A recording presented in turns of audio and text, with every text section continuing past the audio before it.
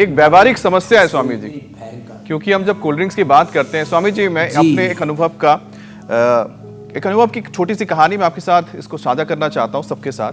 जब मैं गया था महाराष्ट्र में अपने एक शूट के लिए ही, उस दौरान वहाँ पर बहुत गर्मी थी, बहुत प्यास लगती थी। क्योंकि कोल्ड ड्रिंक से थोड़ा सा दूर रहते हैं तो वहाँ पर मौका मिला कि गन्ने का जूस मिल रहा था। अब गन्ने का जूस मिल रहा था, हमने खूब पिया।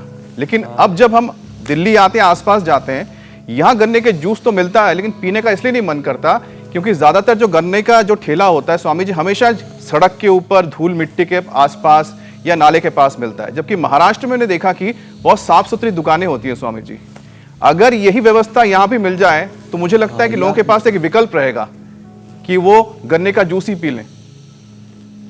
ये एकदम आपने ठीक कहा, हाइजीन तो हमें मेंटेन करना पड़ेगा।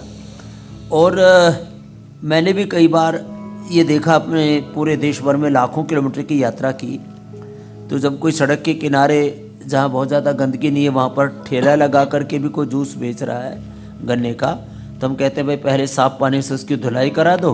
और फिर हमारे साथ तो 50-100 लोग होते थे, तो 15-20 मिनट में फिर सबको, गन्ने को भी धोना, मशीन को भी धोना अच्छे से, और फिर सबको जूस पिलाना। उसमें थोड़ा सा नींबू डाल करके, थोड़ी सी अदरक, थोड़ा पुदीना डाल दिया, इतना ज़बरदस्त जूस बनता है। उससे हीमोग्लोबिन भी बढ़ता है, प्यास भी बुझती है, पूरा पोषण भी शरीर को मिल जाता है। उसमें न्यूट्रिएंट्स, माइक्रोन्यूट्रिएंट्स की बहुत अच्छी मात्रा होती है। तो ये गन्ने का जूस, और ऐसे ही मौसमी का, अनार का, अब तो गाजर, चुकंदर, अनार का हीमोग्लोबिन बढ़ाने के लिए जूस मिलने लग गया है। अब तो पार्कों के बाद कुछ लोग जो है फ्रेश एलोवेरा और फ्रेश बीटा ग्रास, उसमें थोड़ा गिलोय, तुलसी, कुछ तो कड़वा, उसके अंदर नीम के पत्ते तक मिला करके पिलाते हैं। तो ये जो इससे पेट खराब होता है उसके लिए तो मंडूकासन, योग मुद्रासन करना है।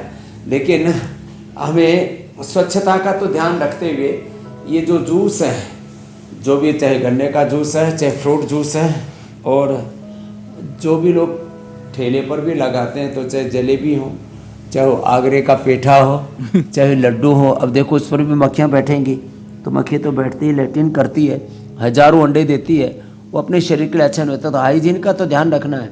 लेकिन अपने जो भारतीय ड्रिंक्स हैं, छाछ है, कितनी अच्छी है छाछ और नींबू पानी। पहले हर घर में गेस्ट आते थे तो उनको पिलाया करते थे, और शरबत अपने घर में बना लेते थे। ये जो हमने खस और गुलाब का और ये सब ठंडाई आदि सब रखे हुए हैं ना, ये पहले अपने घरों में लोग बना लिया करते थे। और इससे बेहतर कोई अच्छे सेहत का दूसरा कोई विकल्प हो नहीं सकता। तो अपने घर में थोड़ा बादाम, थोड़े अखरोट, और थोड़ा उसमें काली मिर्च और इलायची आदि डाल करके घोट करके जो बनता है, और उसमें पानी में चाहे दूध में डाल करके फिर जो ठंडाई बनती है, और चीनी के विकल्प के तौर के उसमें खांड, बूरा, शक्कर आदि मिला देते हैं, हनी मिला देते हैं। तो ये घरेलू चीज़ें थोड़ा तो पुरुषार्थ करना पड़ता है। और नींबू में तो ज़्यादा पुरुषार्थ भी नहीं करना पड़ता, बहुत जल्दी जूस निकल जाता। आजकल तो इस तरह के यंत्र बना दिए स्वामी जी।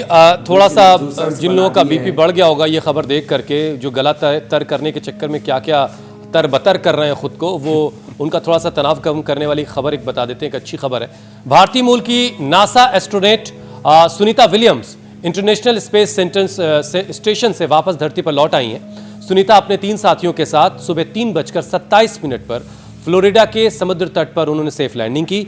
सुनीता को टेक्सास के जॉनसन स्पेस सेंटर भेजा गया, जहां उनकी मेडिकल जांच होगी और अगले काफ़ी दिनों तक उनको मेडिकल टीम की निगरानी में रखा जाएगा। स्वामी जी, बड़े लंबे वक्त से इंतज़ार हो रहा था सुनीता विलियम्स का, और आज तड़के 3:27 पर अपने 4 साथियों के साथ उनकी सफल लैंडिंग हुई है।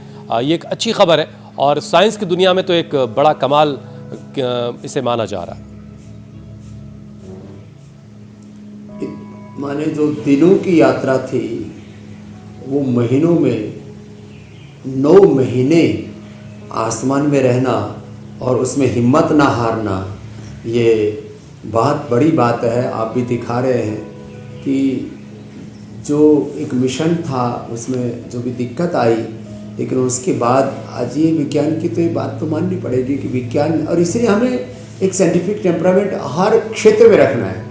चाहे वो हेल्थ का सेक्टर हो, एग्रीकल्चर हो, इंडस्ट्री हो, चाहे हमारे न्यूज़ चैनल्स हो, हम हर जगह आज अपनी सांस्कृतिक विरासत के साथ विकास के सारे जितने भी आयाम हैं उनको साथ में रखते हैं। और एक तरफ योग, आयुर्वेद की, नेचुरोपैथी की हम बात करते हैं और नए नए जो रिसर्च हैं उनको भी हम अपने साथ जोड़ते हैं। तो ये सुनीता विलियम्स की धरती पर सकुशल वापसी एक बहुत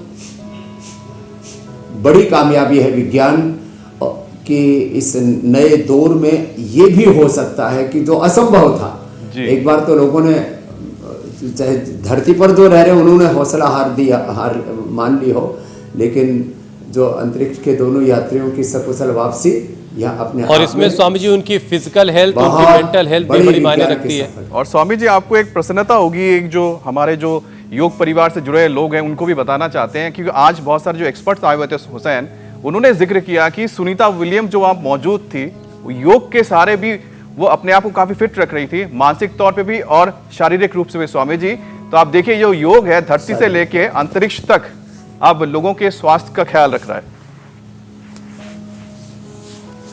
ये बहुत ज़रूरी है क्योंकि प्राणायाम है, ध्यान है, बाकी जो एक्सरसाइज है वो तो एक विशेष परिस्थितियों में आपकी मदद करती है, लेकिन प्राणायाम, ध्यान तो आप सब जगह कर सकते हो और अपने आप को पूरा अनुशासित रख सकते हो। हर प्रकार की चुनौतियों से लड़ने के लिए अपने आप को तैयार कर सकते हो। कैसे अपने बॉडी को, कैसे अपने स्ट्रेस को, कैसे अलग अलग परिस्थितियों में अपने आप को डील करना है, ये हमें योग सिखाता है। ये तो बहुत जल्दी हो सकता है स्वामी जी आपको स्पेस स्टेशन में कोई कैंप लगाना पड़े तो फिर हुसैन मुझे लगता है फिर हम हम सब लोग चलेंगे आपके साथ। लेकिन स्वामी जी अगर आप कैंप लगाएंगे स्पेस में तो पहले अर्जी रख रहे हैं आपके सामने कि हमें जरूर लेके चलिएगा।